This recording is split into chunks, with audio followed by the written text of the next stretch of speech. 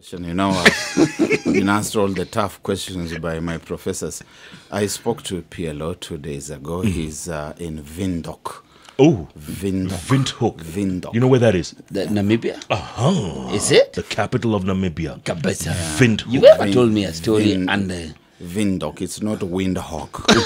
It's Windhoek. In Yala. It's not Windhoek. In Yala, where Jalas is likely to be Windhoek. Windhoek. He's in Windhoek. Windhoek. And I know why he's asking me. I get the drift. But PLO is my friend. He has got every right to his positions. He has every right as a lawyer in matters of litigation to take instructions from whoever he has instructions on any such considerations as may be made. I may be of a different view, but that doesn't make him stop being my friend. And yes, he's in Windhoek, and I'm looking forward to him coming back so that we can continue discussing and agree to disagree. Absolutely. I call you the best political tag team on TV, Barrack, and I stand by my statement. And so we must remain. Indeed. In the meantime, Barrack, after that ruling, or rather before the ruling, or rather, yes, after, who came out as the strongest? Who came out shining the most? I think Kenya came out shining the most. When I look at any matters being litigated and being argued out before the courts, I go beyond false dilemmas of looking at the litigants in the situation and saying that it's either this one or that one. Jalas, I know you are looking at me. False dilemmas is what Pastor Bishop Oginde was talking about a few weeks ago. He called it a false dichotomies. I call them false dilemmas, that it's either this or that one. Within all this context is the functionality of the law, is the position of the country, and I think that the country did very well, and we hit world charts for the right reasons for once. Absolutely. We were not being described as a bandit economy. We were not talking about corruption. If we were talking about a flawed election, we were talking about corrective forums and institutions. And so the country came out shining. Absolutely. Papa Sam is saying, you guys are just getting a pinch of Barrack Muluka. You should see him in class. Okay, let's talk about realignments, Barrack, because already Peter Munya of Meru has thrown his support behind NASA. How significant is that, or insignificant? What are your thoughts? I think all these things, whether it is Alfred Hangati in Bungoma who is going to Jubilee, or Paulo Tuoma from Busia who is going to Jubilee, or Peter Munya from Meru who is going to NASA, I do not think that they are going to have any significant impact on the forthcoming elections. In fact, these elections, these things that we are seeing about the politicians going out to campaign, they amount to no more than a show of might, display of power, and whoever you may bring on board as a trophy from the other side and say, we also have got this trophy, it's not going to be a very significant trophy. It's not going to bring anything much on board, because decisions have already been made. Kenyans made up their minds quite a while back, and just now what you need to do, if you are Jubilee, if you are NASA, you have got only two assignments. Number one is to make sure that you have got the necessary logistics that are going to cause people to come out and vote.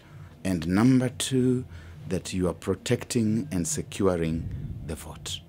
Nothing more. And Munya doesn't bring anything fresh, just as Hangati and Paulo Tuoma and others who lost out in Western do not bring any fresh premium to Jubilee. Yeah, good point. Wow. Speaking of securing the vote and logistics, Barrack, In the last election, we were told there was 19,600,000 and change registered voters, but only 15 million and change turned out to vote. Over 4 million did not show up. Correct. How do you convince 4 million voters in 41 days to come out and vote, Barrack? How do you do that? The starting point would be the integrity of the voters register itself. We will remember that there was a lot of contestation around the voters register. It was given to private auditors who, on bringing back the verdict, indicated that there were possibly 1 point something, maybe 2 million, up to 2 million non-existent voters. It is also possible that there were some duplications and repetitions. And we might very well be talking about ghost voters, people whom we can never find anywhere, and you cannot convince non-existent persons to come out and vote. You would find some value in them if you are good at gerrymandering and gerrymandering. There's a new word right there. Gerrymandering. Everything is a new word from Muluka, even if he says just the word there or is. It sounds new. If you are good at manipulation and that distortion of things, you might find non-existent voters there. I do not think that this 4 million figure is valid. Certainly there are people who did not turn out to vote.